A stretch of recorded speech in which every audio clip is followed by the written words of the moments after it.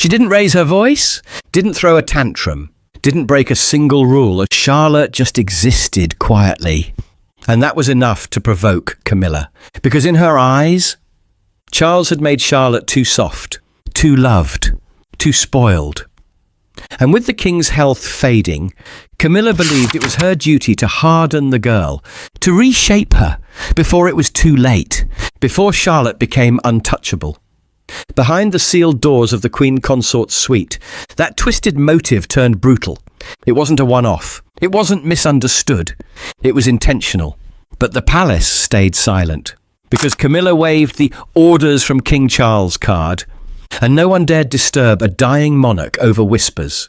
No one, except a guard, a father, who caught her red-handed as she slapped Princess Charlotte across the face, and didn't wait for permission. He picked the child up, walked her through royal walls, and said 6 words that shook the entire institution. She didn't fall, I saw it. And when William brought that truth to his father, King Charles didn't wait for press advisors, didn't call for protocol. He stood up and dragged Camilla out of the palace himself. So before we show you the moment silence broke, when one man chose a child over the Queen, what would you have done? Drop your answer in the comments. Hit like, tap subscribe, and turn on the bell. Because this wasn't about a title. This was about a slap that exposed everything. The palace had grown quieter in recent weeks. Not with peace, but with tension too fragile to name. Staff Sergeant Heathley Quinn, Royal Protection Command, moved through its corridors like a shadow wrapped in crimson. He wasn't new. 12 years in palace detail. 21 if you counted the years in regimented service before that. He didn't flinch at tension, didn't speculate, didn't gossip. He logged presence, watched hands, calculated proximity. Everything else? Noise. But lately something in that noise had changed. He noticed it first in Princess Charlotte, not in something she did, but in what she no longer did. She used to acknowledge the guard, always, sometimes a look, sometimes a faint smile. Once, after a speech where her shoe slipped, she'd actually turned to him in passing and whispered, "Did you see me trip?" with an embarrassed grin. But now, she passed without a glance, head down, lips thin, spine straight, in that unnatural way children learn too early, rigid not from pride but from fear of getting it wrong. He watched her walk with precision, not grace, not joy, not even nerves. Precision. Like her steps had been measured. It wasn't just posture, it was timing. She had begun to pause outside certain doors, not to linger, just to listen, adjust her collar, reposition her shoes, check the shape of her blouse with both hands, like she was preparing for inspection, even if no one was watching. Except Heathley always watched. He logged the changes quietly. He also noticed who the behaviour clustered around. Camilla, Queen Consort in title. But inside these walls, she carried more than inherited authority. She moved through the palace like someone who had already decided what belonged and what didn't. That too wasn't new, but the way Charlotte responded was. If Camilla entered the room, Charlotte went still. Not respectfully still. Not the way she paused for Charles, or dipped her head in formal briefings. This stillness had no etiquette in it. It was closer to camouflage. One afternoon, Heathley stood post outside the western colonnade as Charlotte passed, walking a half step behind a younger aide. Camilla's voice filtered through the air, light and sharp. "Shoelaces, darling. Neatness is royal currency." Heathley expected Charlotte to nod, maybe glance down. Instead, she stopped, dropped to one knee and retied the laces already tied, double-checked them, redid them again, without speaking. Camilla said nothing more, just turned and continued her path. It wasn't alarming, not exactly, but Heathley's stomach didn't settle. He catalogued another detail. The next day, Charlotte arrived to piano practice 4 minutes early. Too early. She stood beside the stool, unmoving, until the instructor arrived. When asked if everything was all right, she said, "Yes, ma'am," then added, "I'll begin when I'm told to." That phrasing stuck with him. When I'm told to, Not when I'm ready, not when they arrive, but when I'm told. He started to see it in her body language everywhere. She walked through halls like someone afraid of touching the air wrong. Her shoulders drew inward at the sound of fast footsteps. Her eyes checked corners faster than anyone her age should have learned to do. He didn't say anything. Not to anyone. That wasn't his role. But the weight of it stayed. When he asked another guard, lightly, casually, if Charlotte had always been this structured, the man shrugged. "She's well trained," he said. "Camilla's taken a firm hand lately. Says the king made her too soft." Heathley said nothing. That was the phrase that kept returning to him. Too soft. In the training yards, too soft meant not ready. In the army, it meant careless. In the palace, it meant a child who smiled too much, who loved her father, who adored her mother, who had never needed to be afraid. Until now? Heathley didn't accuse, didn't imply, he just observed. And from what he could see, Princess Charlotte no longer moved through her home like a child raised in affection. She moved like one corrected into shape, and nobody around her seemed to notice, because the bruises, if there were any, were invisible, at least for now. Rumours inside the palace rarely announced themselves. They drifted instead, quiet, indirect, carried on lowered voices and half-finished sentences. No one ever said what they meant outright. They never had to. Staff Sergeant Heathley Quinn heard the first one while standing outside the linen corridor near the east wing, pretending not to exist. Two aides paused just inside the doorway, unaware they'd stopped close enough for their words to travel. "I heard she went too far again," one murmured. A pause. Fabric rustled. A trolley rolled past. The second voice replied, softer. "They covered it. Same as last time." Neither mentioned a name. Neither needed to. Heathley didn't turn, didn't react. He logged the time mentally and let the words pass through him like cold air. Rumours meant nothing without pattern. But patterns were beginning to form. Charlotte began wearing long sleeves more often, even on warm afternoons when the other children complained of the heat. When she sat, she positioned herself behind tables or piano benches, keeping her body partially shielded. When Camilla entered a room, Charlotte's eyes dropped instantly, not in respect, but in anticipation.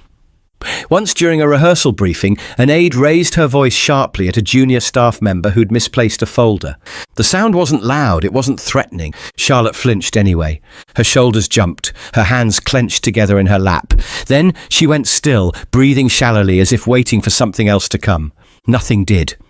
But Heathley saw the whole thing. Later that week, Camilla addressed a small gathering in the southern drawing room. She spoke warmly, confidently, gesturing with her glass as she laughed. "Children today," she said, shaking her head with a thin smile, "they're raised on affection and indulgence. It makes them fragile, weak, unprepared." Several guests nodded politely. "I won't allow that," Camilla continued. "Not in this family, not with what lies ahead." What lies ahead she didn't specify, but everyone knew. King Charles had grown visibly thinner, his walks shorter, his absences longer. The palace adjusted around his illness without ever naming it directly, like a house settling around a cracked foundation. Camilla knew it too. "She needs discipline," Camilla said lightly, setting her glass down, "before she becomes untouchable." Heathley stood by the door, eyes forward, jaw tight. That word again, untouchable. It wasn't discipline that concerned him. Discipline had rules, boundaries, witnesses. This felt personal. William and Kate noticed the shift as well. Not all at once. Not dramatically. Kate observed how Charlotte hovered closer to walls when Camilla was nearby, how she answered questions carefully, as though every word carried weight. William noticed how his daughter stopped running toward him in hallways, how she checked behind herself before speaking, how her laughter came quieter now, shorter. They spoke privately at first. "This isn't right," Kate whispered one night, voice tight. "She's afraid." William wanted to confront it immediately, to demand answers, to draw lines. But Camilla had a way of ending conversations before they began. "The king has asked me to handle this," she said calmly when Kate raised concerns. "He doesn't need stress over children's behaviour. I'm following his wishes." William hesitated, because Charles was sick, because every interruption felt like theft of his rest, his peace, his dignity, because Camilla knew exactly how to use that. You wouldn't want to burden him with something so minor, she added, almost kindly. Minor. Charlotte stood beside Kate during that exchange, hands folded, eyes down. When Kate reached for her, Charlotte stiffened, just for a second, before leaning in. That second stayed with Heathley long after. The whispers continued. She cries in the bathrooms, someone said once, barely audible. She listens like a circus animal listens to a trainer, another murmured, immediately ashamed of the comparison. Heathley didn't repeat these words, didn't record them. But he began watching Camilla more closely. Her hand placements, her tone, the way her grip lingered a moment too long on Charlotte's arm, the way she leaned down to whisper things that made Charlotte nod rapidly, eyes glassy, eager to comply. Camilla never raised her voice in public, never struck, never slipped. She was careful. And that, more than anything, unsettled him, because cruelty that hides behind structure doesn't need witnesses. It needs silence. And the palace, fragile, respectful, terrified of disturbing a dying king, was full of it. Heathley told himself he was imagining things, told himself there were explanations, told himself that if something truly wrong were happening, someone louder than him would have spoken up already. Still, he adjusted his patrol routes, stayed closer, listened longer. Because rumours didn't stay rumours forever. They either dissolved or they became truth. It started small, moments only a parent would notice. William watched his daughter retreat in real time, inch by inch, day by day. Not from the world, but from herself. Charlotte didn't slam doors, didn't shout, didn't act out. She just became smaller. She stopped rushing to the car when he came home, stopped knocking on his study door to show him the horse sketches she'd been working on, stopped asking if they could bake together when Catherine had long days. Instead, she hovered near corners, waited for instruction, sat politely, quietly, in rooms where she used to fidget and kick her feet with wild abandon. She was learning to disappear, and William couldn't stand it. At first, he tried not to see it. His father's condition had worsened. Charles rarely left his rooms now except for brief, brittle appearances. The doctors had offered no timeline, just vague reassurances that he needed calm. That word haunted everything now. Calm. It was what the aides whispered, what the courtiers enforced, what Camilla insisted upon again and again as she carried herself like a caretaker of monarchy itself. "We must not disturb the king," she told him once, especially over something so trivial. So trivial. He still heard those words in his sleep. The change in Charlotte wasn't trivial. He saw it in the way she froze when Camilla's voice entered a room, in the way she hesitated before speaking as if gauging the air, in the way she looked at Kate when Camilla asked her a question, like seeking silent permission. Catherine saw it too. She said less about it. But her hands told the truth, clutching harder during bedtime hugs, tracing Charlotte's hairline when she thought no one was watching, rubbing her temples after long dinners where Camilla dominated conversation and Charlotte stared into her food. "I don't like the way she looks at her," Kate said once. "Camilla?" William asked. "No, Charlotte," she said softly, "like she's bracing." That word stuck. Bracing. As though Camilla had become not a step-grandmother, but an impact. They tried once, only once, to confront it directly. William had approached Camilla in the blue drawing room after a small meeting about upcoming Jubilee planning. "Charlotte's seemed off lately," he said carefully. Camilla raised her eyebrows, sipped her tea. "She's adjusting," she said flatly. "The sooner she understands this family isn't a playground, the better. Charles was too gentle with her." "She's 8, William said. Camilla didn't blink. "She's a future symbol. If we don't correct weakness now, we breed it." Kate had joined midway through the exchange. She didn't speak, but her expression was unreadable, cold. Camilla, unfazed, delivered the final blow. "I'm acting on the king's instructions. He's asked me to ensure she's prepared. Prepared. That word sounded like a sentence. Neither William nor Kate pressed further, because to question Camilla was to question the king, and Charles couldn't be disturbed, so they swallowed it. Until William couldn't anymore. Late one night, with the house asleep, he walked the halls like he used to as a boy, barefoot, silent, listening. He paused outside Charlotte's room and he heard nothing. Then he turned, walked through the dim corridors of the residence wing, and found his way to the East Security Hall, where Staff Sergeant Heathley Quinn was concluding the night log. "Sir," Heathley said, surprised. "I'm not here officially," William replied. "No brief, no detail." He looked at the man for a long moment. "You have a daughter, don't you?" Heathley nodded once. 10, Freya." William exhaled. "Charlotte's 8. He hesitated, then said what had been tearing at him for weeks. "She's pulling away. She's not herself. And I think His throat tightened. "I think something's happening that I can't stop." He didn't give an order, didn't assign a task. He just looked at Heathley like a man who was terrified of failing his child. "I need you to watch her," William said. Heathley didn't ask what for. He already knew. "I can't be everywhere," William continued. "And with everything going on, Camilla, my father, I don't have time to argue with shadows." He stepped back. "I don't need confirmation. Just make sure she knows someone sees her." Heathley didn't salute. He didn't need to. He just said quietly, "Understood." And from that moment on, the guard's mission was clear. No more watching from a distance. The conversation wasn't logged, wasn't scheduled, wasn't written down anywhere official. It took place just after sunrise, when the palace was still in its half-sleep state, and most of the guards had rotated out for breakfast or barracks duty.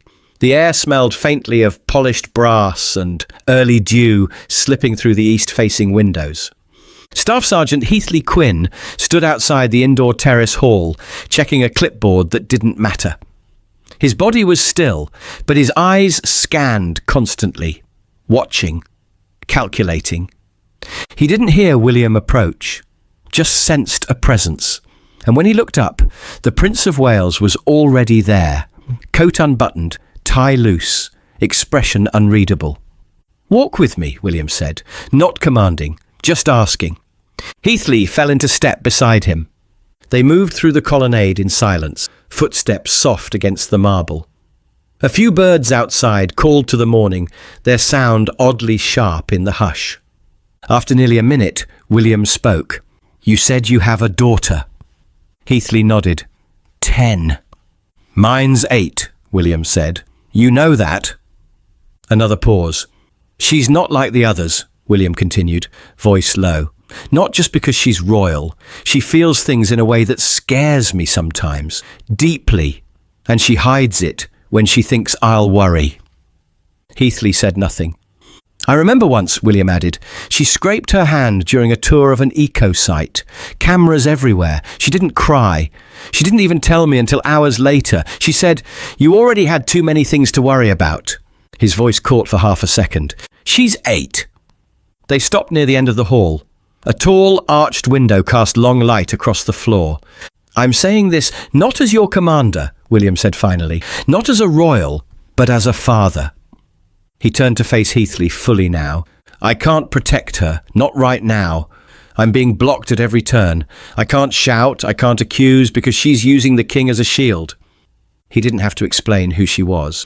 "And the truth is," William went on, "I'm afraid, not of what's happening," he hesitated, "but of what I'll become if I don't stop it soon."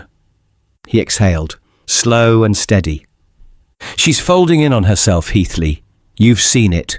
I know you have.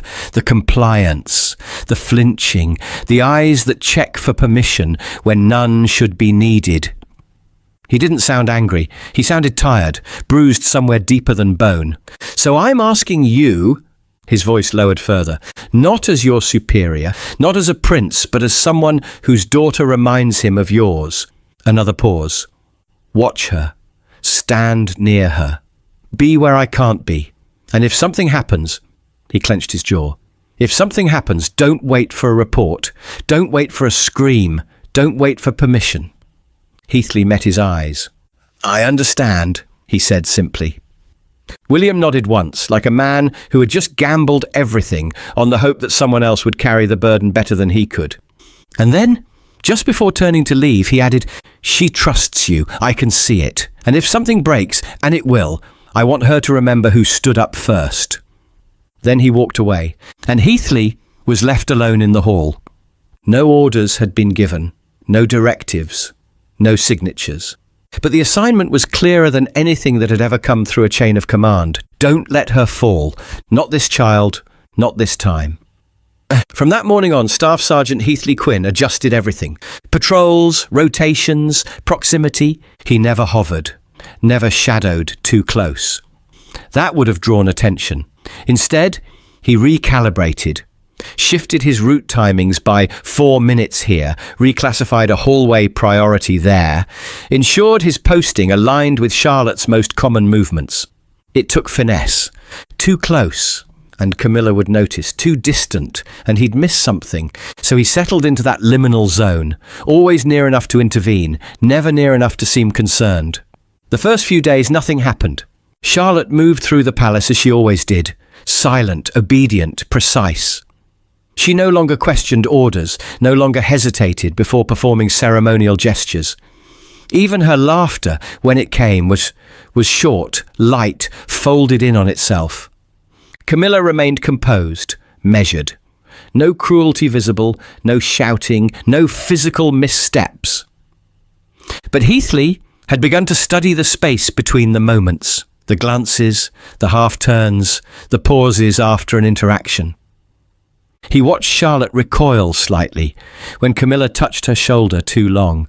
He saw her glance up sharply when footsteps echoed behind her in an empty corridor. He noticed how Camilla no longer raised her voice in public. She didn't need to. She had cultivated suggestion as a tool, a look, a low tone. A simple quiet now was all it took to make Charlotte obey like a reflex. Heathley's stomach twisted each time. One afternoon, during a family photography session in the West Courtyard, Camilla adjusted Charlotte's collar for the camera. From a distance, it looked benign, an elegant motion, even affectionate. But Heathley saw the way Charlotte's body flinched before the hand even touched her, as if she was anticipating correction. Camilla whispered something, and then Charlotte nodded too quickly. Kate noticed. Her hand twitched at her side, but she said nothing, just stepped closer to her daughter and wrapped a hand lightly around her back. Camilla continued smiling as the shutter clicked.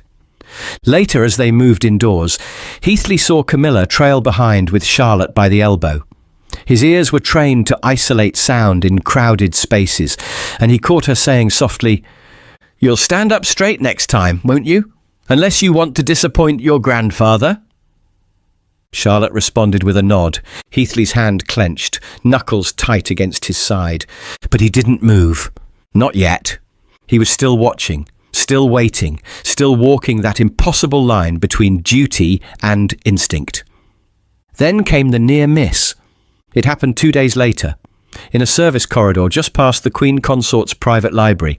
The hallway had no cameras, too narrow, too old, no foot traffic scheduled at that hour.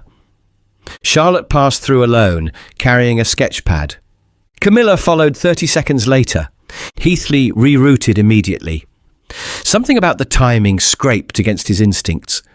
He arrived just in time to see Camilla lowering her hand from Charlotte's wrist. Not violently, not sudden, but too firm, too deliberate. Charlotte had pressed herself flat against the wall, clutching her sketch pad to her chest. Her eyes were wide, dry, focused on the floor. Camilla turned, fixing her expression into something cool and polished, before spotting Heathley at the end of the hall. She offered a smile. "Sergeant," she said casually, "just reminding Charlotte not to delay lunch. Time management, you know." Heathley nodded without a word. Camilla walked off. Charlotte didn't move. Heathley took a slow step forward. "You all right, Ma'am?" he asked, voice neutral. Charlotte hesitated, then nodded quickly. He didn't press. Not yet. He walked her back to the main wing, just far enough behind that she could still pretend she was alone if she needed to. He reported nothing. He had no evidence, no injury, no breach of protocol. But the heat behind his ribs had begun to build. That deep, low burn that soldiers know well, the one that means a line is about to be crossed. Heathley rerouted his entire schedule that night. From that moment on, he made sure to pass through every corridor Camilla frequented. He learned her rhythms, where she walked, when she preferred to redirect Charlotte away from public view. He moved like a shadow, but now one with intent. And still, he waited. Because he knew something no one else had admitted yet. This wasn't random. It wasn't a clash of personalities. It was escalating, and sooner or later it would break open. He only hoped he'd be close enough, just close enough, when it did. It happened in a place no one watched closely anymore. A short connecting corridor between the portrait wing and the inner family passage, too narrow for ceremony, too old for cameras, too ordinary to attract attention. A place meant only for crossing, not lingering. Charlotte was already there when Heathley entered the far end of the hall. She stood alone, sketch pad tucked under one arm, the other hand folded into the sleeve of her cardigan. Her posture was rigid, chin slightly lowered. Waiting. Heathley slowed. He didn't announce himself, didn't want to startle her, just adjusted his pace so she would know, without turning, that she wasn't alone. Then Camilla's footsteps echoed behind them, sharp, decisive, unhurried. Charlotte stiffened instantly. Camilla didn't speak at first. She rarely did when she was angry. Silence was her preferred prelude. "Turn around," she said at last. Charlotte did. Her eyes were already glassy, not crying, not pleading, just braced, as though she knew what was coming and had already decided resistance would make it worse. Camilla stepped closer, too close. "You were told not to wander," she said quietly, "and yet here you are, again." Charlotte opened her mouth, then closed it. She shook her head once. Small, apologetic. Camilla's jaw tightened. "I've been patient," she said, "but patience breeds softness." The words hadn't even finished settling in the air when it happened. A sharp crack, flesh on flesh. The sound was loud in the narrow corridor, louder than it should have been. Charlotte didn't fall. She didn't scream. Her head snapped to the side, hair whipping loose from its pin, and she stood there, frozen, eyes wide in shock, breath caught somewhere between inhale and release. A red mark bloomed instantly across her cheek. Heathley saw everything. He didn't shout, didn't think. His body moved before his mind caught up. Enough! The word cut through the space like a blade. Camilla turned, startled, not by the word, but by the presence. She hadn't seen him, hadn't calculated for him. "This is none of your—" she began. Heathley was already there. He didn't touch Camilla, didn't need to. He stepped past her, dropped to one knee, and lifted Charlotte cleanly into his arms, like she weighed nothing at all. She gasped once, then clutched his jacket with both hands, fingers digging in as though the fabric were the only thing holding her upright. Her face pressed against his shoulder. Her body shook. Camilla reached out reflexively. "Put her down!" Heathley didn't look at her. He turned. The corridor suddenly felt very small. He moved fast, not running, but not slowing for protocol either. His boots echoed sharply as he carried Charlotte toward the family wing, bypassing a security checkpoint that froze in confusion at the sight. "Sergeant!" someone called. He didn't answer. Charlotte's cheek was hot against his collarbone. He could feel her breath coming in uneven bursts. "Shh," he said quietly. "I've got you."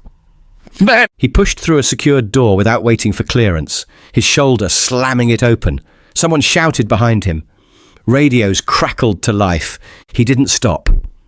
He reached Charlotte's room in seconds that felt like minutes, kicked the door shut behind him, and set her down gently on the edge of the bed. The red mark was already darker now, unmistakable. He crouched in front of her, steadying his voice. "Stay here," he said. "You're safe." Her lips trembled. She tried to speak. Nothing came out. He turned and nearly collided with William and Kate in the doorway. They had followed the commotion. Had run. William took one look at Charlotte's face and went still. Kate made a sound, half breath, half sob, and crossed the room in 2 strides, gathering Charlotte into her arms. William's gaze snapped to Heathley. What happened? Heathley didn't embellish. I witnessed it, he said. Directly. Silence filled the room. Charlotte finally broke. She clutched Kate's shoulder and began to cry, not loudly, not dramatically. Just raw, shaking sobs that had nowhere else left to go.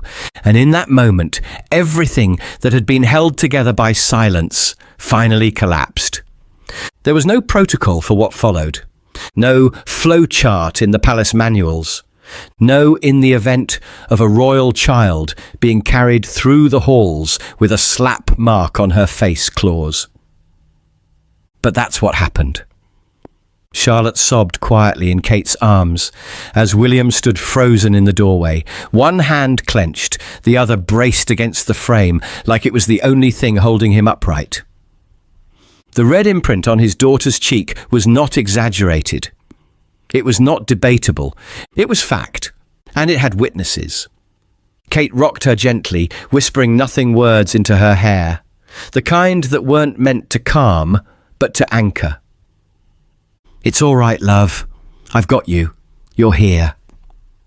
Across the room, Heathley stood perfectly still. He hadn't moved since speaking. I saw her strike the princess, he repeated, voice flat. Open palm, direct contact, no provocation. William didn't blink. She saw you? Yes, sir. And then? She told me to put her down. I did not comply. William exhaled slowly. Then he turned back to Kate. Let me see her. Kate shifted slightly so he could kneel beside them. Charlotte's sobs slowed, not from peace but exhaustion. She was shaking in tiny rhythmic pulses. William cupped her uninjured cheek with one hand. His thumb brushed just below her eye. No words, just breath. Charlotte didn't flinch. That was the worst part. She leaned into it like she was starving for it. William glanced at Kate. Kate nodded, once, and then mouthed, "Ask her." "Lottie," he said gently, "I need to know if this was the first time." Charlotte hesitated. She looked up, eyes still wet, and then back at her mother, then the guard, then her father. "No," she whispered. The air left the room. Kate's arms tightened around her. William's jaw locked. "How many times?" he asked, voice steady. Charlotte shook her head. "I don't know." He didn't press her. He didn't need to. That answer said enough. She spoke again, quieter. "She says, I need to be strong. She says, Mummy and Grandad made me too soft." Kate closed her eyes just for a moment. Her whole body stilled. "And did she ever threaten you?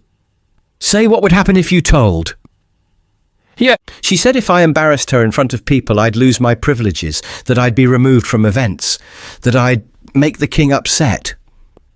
Charlotte's voice cracked slightly at the end. William sat back on his heels, knuckles against his mouth. "She made you believe this would hurt Grandad?" he asked. Charlotte nodded. Kate spoke finally. "We have to tell him." William looked at her. "He's barely standing. Then he deserves the truth while he still can." No one spoke for a long moment. Heathley shifted slightly. "Sir," he said carefully, "I have already broken protocol. I will accept full consequences for bypassing security. But this was not a judgment call. It was a response to immediate harm." William stood slowly. "You'll face no consequences," he said, "because from this moment forward, you're not under the usual chain of command." He looked at him clearly. "You're with me. Directly."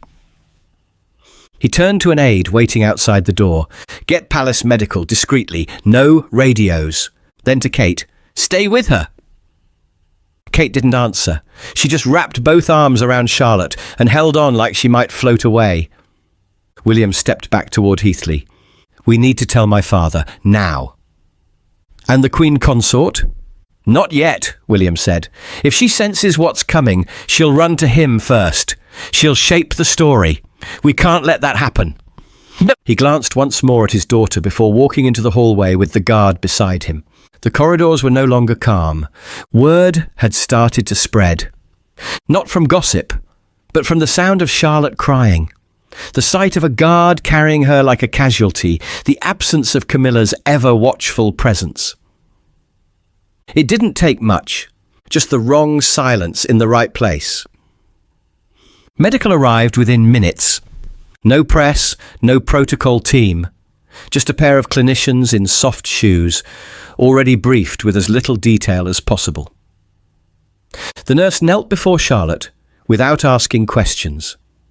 She examined the cheek gently, then the wrist. She asked no leading questions. Just offered, "If anything hurts, I'll be very careful." Charlotte didn't resist. The doctor, a quiet man in his 50s with silver hair and a furrowed brow, checked her pulse. Then he looked up at Kate. "Ma'am," he said carefully, "this isn't a minor injury." Kate nodded, eyes rimmed in red. "I know." The nurse reached into her kit. "I'd like to document this. We can do so respectfully, but we need images for record keeping." Kate agreed immediately. Charlotte, through silent tears, said only one thing. "I want my hair to stay messy. Don't fix it." "Of course not," the nurse whispered. When William returned, he had already cleared the next step. The king would be informed, not by aides, not through sanitized reports, but by his son, in person, with no warning. Because there was no time for softness now. William didn't bring an entourage. He didn't send word ahead. He walked alone. The guard kept a respectful distance behind him as they moved through the north hall toward the private residence. The corridors grew quieter the closer they came. This part of the palace had long since slowed to a hush. Where staff once bustled, there were now only attendants moving gently, footsteps softened on carpet, voices hushed near doorways. At the far end stood 2 royal physicians and the king's principal aide. When they saw William, their expressions shifted, not in surprise, but in bracing. He didn't stop. "I need the room," William said. No one argued. Inside, the air was warm, stale almost. Curtains were half drawn. An oxygen unit rested discreetly near the bed, tubing coiled and silent, unused at the moment. Charles sat upright in a carved wooden chair, blanket over his legs, spectacles in hand. His eyes, dimmed from fatigue, brightened slightly as his son entered. "William," he said, voice gravel soft, "what is it?" William didn't answer right away. He took a seat across from his father. No formalities, no deference, just a son. There was no easy way to begin, so he didn't try to soften it. "It's Charlotte." Charles tensed. "What's happened?" "She's been hurt," William said evenly. Charles blinked. "By whom?" There was a pause, a long one. "By Camilla." The name landed like a fracture in the room. Charles stared at him. The colour in his face ebbed slightly. "No," he said. "Yes." "That's not possible. She's been firm, yes, but she's helping, preparing." "She's been using that word," William said. "Preparing. To justify silence. To excuse harm." Charles looked down at his hands. William continued, "We have testimony from Charlotte. We have a mark. We have a witness." "Witness?" Charles echoed. William nodded. "A guard saw her slap Charlotte this morning." His father's eyes closed briefly. "I asked her," Charles whispered. "Weeks ago. I said she mustn't be too hard on the girl. She said she was guiding her, that the child needed grounding." William's voice stayed low. "She's been hiding behind your illness, Father, using you as a shield. Any time Kate or I raised concern, she told us it was under your instruction." that you'd approved it all. Charles slowly set down his spectacles. I never approved violence, he said. William leaned forward slightly. She made Charlotte afraid to speak, afraid that telling the truth would upset you, that she would be blamed. His father's hands trembled. I truly thought she was helping me preserve the future. She kept saying that Charlotte reminded the world too much of... He didn't finish the sentence. William didn't make him. Charles looked up. His eyes were wet now, glinting even in the low light. I failed her, he said. I failed all of you. No, William said, firm now. She did? He let the silence settle. Then, I need your support to act decisively. Charles nodded slowly. Where is she now? Still in her quarters, William replied. She doesn't know we're here. Charles exhaled, shaky and shallow. Good. And then, with a kind of strength that hadn't been in him for weeks, he reached for the cane beside his chair and pulled himself upright. William stepped forward. You don't need... I do, Charles cut in, breath thin. I will stand for this. I will walk her out myself. William hesitated. Are you sure? Charles didn't answer. He just took the first step forward. And with it, something shifted, not in the air, but in the weight of legacy itself. Because the king wasn't choosing image. He was choosing his granddaughter. Camilla had not yet been informed. She remained in her suite, seated at the edge of a velvet sofa, sipping from a crystal glass of diluted sherry. The air in the room was stale with flowers, too many, too tightly arranged. She didn't notice. She was writing something, notes for a speech perhaps, or remarks she'd planned to deliver on behalf of Charles in the coming week. There was no knock. The door opened with quiet force, and she looked up, only to see King Charles himself standing in the threshold, cane in hand, William just behind him, eyes unreadable. She stood at once, startled. Darling, she began, stepping forward, hands half raised. Sit, Charles said softly. Camilla hesitated. What is it? Sit. The weight of that word landed differently this time. She obeyed. Charles moved further into the room, slower than usual. Every step looked effortful, but his voice held no tremor. You struck Charlotte, he said. The words dropped without drama. Camilla blinked once. I corrected her. No, Charles said. You hit her. She's been disobedient, you know that. She ignores instruction. She's too free with her emotions. It's Catherine's influence. You've said so yourself. I never gave you permission, Charles interrupted. Not once. Camilla swallowed. I did what I thought was necessary. You did what was convenient, he replied. What was cruel. She tried again. She's too sensitive. She has no spine. What happens when the world turns on her, when she's older and fragile because no one taught her consequence? Charles looked at her, not in anger, but in deep, harrowing disappointment. He took another step. She looked at me last week with fear in her eyes, and I thought it was because of me, that I was the burden, that my condition made her anxious. He paused. I see now it wasn't me she was afraid of. It was you. Camilla stood again, her voice rising. You're letting them turn you against me, your own son, that woman, that child. My granddaughter. That stopped her. She's a child, Charles said, and you used me as cover. She softened her tone. Darling, I was trying to protect her, to prepare her for what comes next.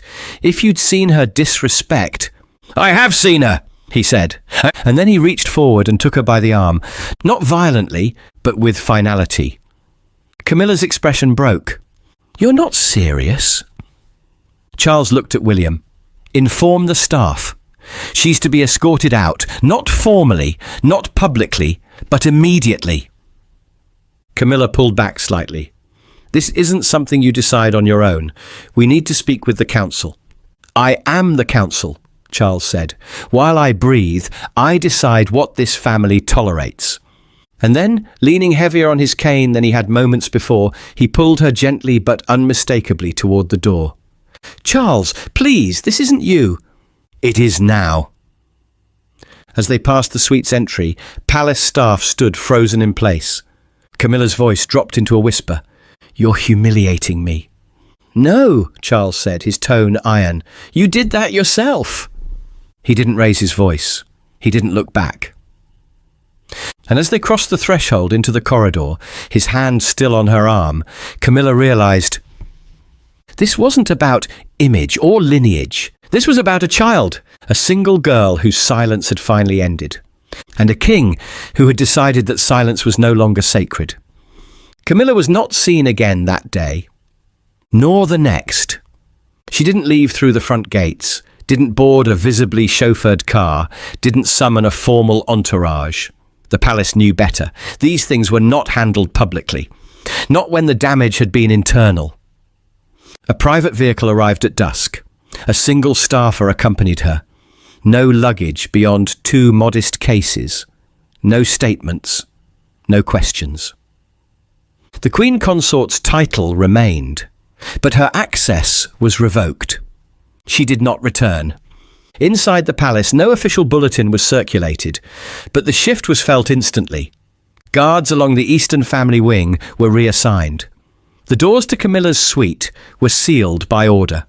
Charlotte's private detail was quietly doubled. A line had been drawn, and for once it wasn't ceremonial. Those closest to the crown understood. This wasn't scandal control, it was course correction. Staff walked the halls a little quieter now. Not out of fear, but out of awareness. The kind that comes when the ground beneath you has moved, and you realise someone should have noticed sooner. Within the Royal Security Command, an emergency review was triggered. The report filed by Staff Sergeant Heathley Quinn was marked verified, action justified. It included no dramatic language, just timestamps, observations. A precise, emotionless record of how protection had overridden protocol. His temporary suspension, standard for incidents involving physical intervention, was lifted within the hour. And not just lifted. He was summoned personally by William 2 days later. In a small study room where no aides were present, William extended his hand. "You didn't just protect her," he said. "You protected all of us from what happens when silence wins." Heathley didn't reply. He only nodded, and for the first time since that morning, he allowed himself to breathe fully. That same evening, his promotion was quietly formalised. He would now oversee the internal rotation schedules for Royal Minor Protection, a role often given to senior officials with 2 decades of clearance. But rank wasn't the reward. The reward came later, quietly. Kate approached him outside Charlotte's tutoring room. "Sergeant," she said gently, "thank you." He bowed slightly. "I did what any father would have done," he replied. She didn't say anything else, just smiled, and in her eyes was a kind of tired, grateful fury that words couldn't carry. Even the staff who had been closest to Camilla said nothing publicly. Some packed her things. Some removed her photos. Some deleted her name from event programs. No one protested, because what had happened wasn't political. It was personal. One of the staffers who'd worked under her for 3 years was heard saying, "I thought I was protecting the family by staying silent. Turns out I was just making room for harm." Nothing else needed to be said. The monarchy didn't collapse. The press didn't find out. But something unspoken had cracked. And in its place, something else had been planted. Not ceremony, not loyalty, not legacy, but something far older. A promise. That power does not entitle you to a child's fear. The change in Charlotte wasn't loud. It wasn't sudden. It didn't arrive in the form of smiles or laughter or even words. It came in stillness, a different kind of stillness than before. Where once her quiet meant tension, now it meant presence.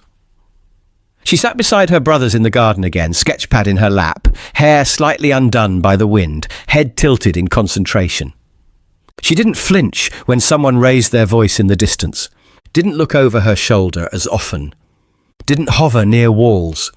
Kate watched from a distance, hand over her heart, and said nothing. William stood beside her. "It's coming back," he murmured. Kate glanced at him. "What is?" "The part of her that was never supposed to be taken." Inside the palace, rotation schedules had been reshuffled, rooms repainted, tones reset. And in the corridor where it had happened, the place no one used anymore, fresh lighting had been installed, not as a monument, but as a reminder that quiet places must never be allowed to go unwatched again. Staff Sergeant Heathley Quinn walked the perimeter near the South Terrace that afternoon, not in a hurry, not because he was scheduled there, just because. Charlotte saw him. She didn't rush over, didn't wave. She walked to him slowly, sketchpad under her arm, her footsteps light on the stone. He stood straight, hands behind his back, waiting. She stopped just in front of him. "I haven't said thank you," she said. He dipped his head. "There's no need, Ma'am." "There is," she replied, "not just for what you did, for being the only one who didn't need to be told." They stood in silence for a moment. Then she asked, "Can I give you something?" "You may," he said. She handed him the sketchpad, open to a single drawing. It was a guard. Not in battle stance, but kneeling. One arm around a girl's shoulders, the other extended between her and something that couldn't be seen on the page, but you could feel it. He looked at it for a long moment. "May I keep this?" he asked. Charlotte nodded. "You already did." And then, without another word, she walked back toward the garden. He watched her go, not as a protector, not even as a soldier, but as a man who knew what it meant to stand between a child and the darkness that had already taken too much from her. What would you have done if you saw the slap? Would you have stayed silent, or would you have stepped forward, knowing you could lose everything? And when the system protects the wrong person, who should act first? Let us know what you think in the comments. We read every single one. If this story hit you, tap the like button. Subscribe to the channel for more truth like this. And hit the bell icon so you never miss what the palace doesn't want you to see. And if you know someone who still believes every royal smile is honest, share this video with them. 2 more powerful stories are now on your screen. Watch those next, and we'll see you again tomorrow. Same time, brand new truth.